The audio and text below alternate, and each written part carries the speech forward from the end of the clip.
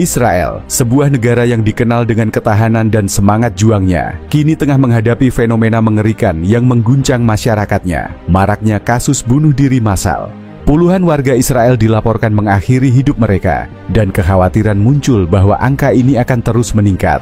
Fenomena ini terjadi di tengah situasi yang kian sulit, konflik bersenjata yang tak kunjung usai, bencana kebakaran hutan yang melanda, serta kebijakan pemerintah yang dianggap gagal mengatasi krisis. Fenomena bunuh diri massal di Israel tidak muncul begitu saja. Ada beberapa faktor utama yang berkontribusi, yang semuanya saling terkait dan menciptakan lingkaran setan keputusasaan. Konflik Israel-Palestina telah berlangsung selama puluhan tahun, dengan akar sejarah yang kompleks sejak pembentukan negara Israel pada 1948. Eskalasi terbaru sejak Oktober 2023 telah meningkatkan ketegangan. Serangan Hamas pada 7 Oktober 2023 menewaskan ratusan warga sipil Israel dan memicu serangan balasan Israel yang menyebabkan puluhan ribu korban di Gaza.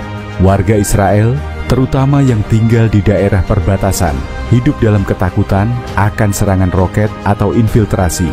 Tekanan psikologis ini sangat berat, terutama bagi generasi muda dan keluarga yang kehilangan orang-orang tercinta.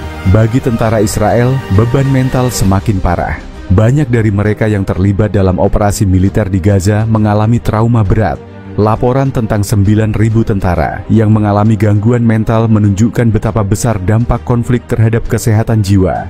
Tekanan untuk terus bertempur, ditambah dengan kritik internasional terhadap tindakan militer Israel, membuat banyak tentara merasa terisolasi dan kehilangan harapan. Kebakaran hutan yang melanda wilayah barat Yerusalem sejak akhir April 2025 menjadi pukulan tambahan bagi masyarakat Israel. Api yang menyebar cepat akibat angin kencang dan suhu tinggi menghancurkan rumah-rumah, lahan pertanian, dan infrastruktur penting. Ribuan warga terpaksa mengungsi, meninggalkan harta benda mereka. Situasi ini menciptakan rasa ketidakpastian dan kehilangan yang memperburuk kondisi mental warga. Menteri Keamanan Nasional Israel, Itamar Ben-Gvir, bahkan menyebut kemungkinan bahwa kebakaran ini disengaja, meskipun belum ada bukti kuat yang mendukung klaim tersebut. Ketidakpastian ini hanya menambah paranoia dan ketegangan di kalangan masyarakat. Warga seperti Yuval Aharoni dari Modi'in mengkritik pemerintah karena dianggap lamban merespons bencana, yang seharusnya bisa diprediksi mengingat kondisi cuaca.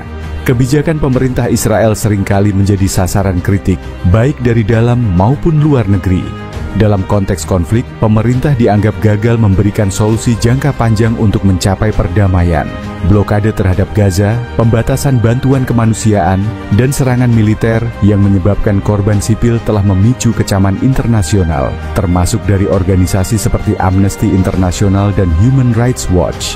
Di dalam negeri, warga Israel merasa pemerintah tidak cukup mendukung mereka dalam menghadapi krisis.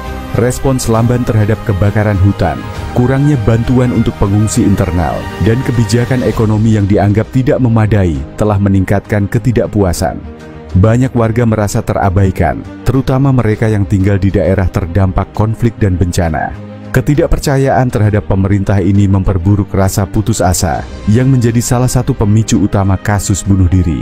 Krisis kesehatan mental di Israel telah mencapai titik kritis. Tekanan dari konflik, bencana alam, dan ketidakpastian politik telah mendorong banyak warga ke ambang keputusasaan.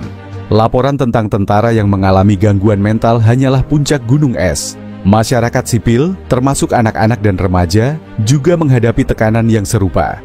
Ketidakpastian tentang masa depan, kehilangan orang-orang terdekat, dan trauma akibat konflik berkepanjangan telah menciptakan lingkungan yang tidak sehat secara psikologis.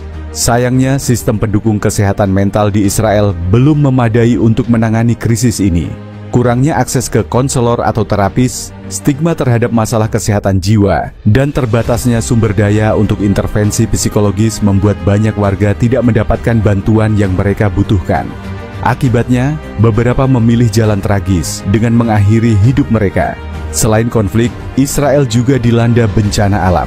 Pada akhir April 2025, kebakaran hutan besar melanda wilayah barat Yerusalem, memaksa evakuasi massal dan mengganggu perayaan Hari Kemerdekaan ke-77. Di tengah semua ini, kebijakan pemerintah yang dianggap lamban dan tidak memadai dalam menangani krisis telah memicu kemarahan publik. Banyak warga merasa ditinggalkan, terutama setelah kritik terhadap respons pemerintah yang dianggap tidak siap menghadapi bencana skala besar. Namun, yang paling mencengangkan adalah laporan tentang meningkatnya kasus bunuh diri di kalangan warga Israel. Beberapa sumber di platform X menyebutkan bahwa setidaknya 50 tentara Israel telah melakukan bunuh diri sejak Oktober 2023, diduga akibat gangguan psikologis yang dipicu oleh konflik Gaza. Laporan lain menyebutkan bahwa Kementerian Pertahanan Israel mencatat 9.000 tentara mengalami cacat mental dalam periode yang sama. Fenomena ini tidak hanya terbatas pada militer, tetapi juga menyebar ke masyarakat sipil yang merasa putus asa di tengah tekanan yang tak tertahankan. Fenomena bunuh diri massal di Israel adalah cerminan dari krisis kemanusiaan yang kompleks yang dipicu oleh konflik berkepanjangan, bencana alam, dan kebijakan pemerintah yang dianggap tidak memadai. Tekanan psikologis yang dihadapi warga, baik sipil maupun militer, telah mencapai titik kritis, mendorong banyak individu ke jalan tragis. Untuk mengatasi krisis ini, diperlukan tindakan segera dan terkoordinasi, mulai dari memperkuat layanan kesehatan mental, hingga mencari solusi damai untuk konflik. Hanya dengan pendekatan holistik dan kerjasama lintas sektor, Israel dapat mengembalikan harapan bagi warganya dan mencegah lebih banyak nyawa yang hilang. Fenomena ini bukan hanya masalah Israel, tetapi juga panggilan bagi dunia untuk bertindak. Ketika nyawa manusia terus melayang, baik akibat konflik, bencana, atau keputusasaan, kita semua memiliki tanggung jawab untuk mencari solusi dan membawa kedamaian. Seperti yang pernah dikatakan oleh Naim Atik, seorang teolog Palestina, konflik ini bukan hanya soal tanah, tetapi juga tentang keadilan dan kemanusiaan.